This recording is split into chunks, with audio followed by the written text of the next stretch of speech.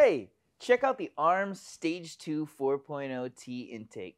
It starts with the filters, then goes to the runner pipes, the heat shield, and then the inlets.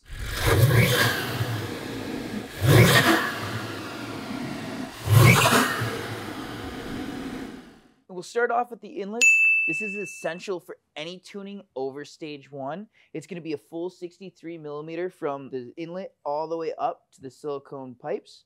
This is going to be the largest diameter that can fit with the stock size. Then we transitioned into the 6-layer reinforced silicone couplers that moved the aluminum runners that will dig down deep into the passenger side to capture the coolest air coming into the engine bay.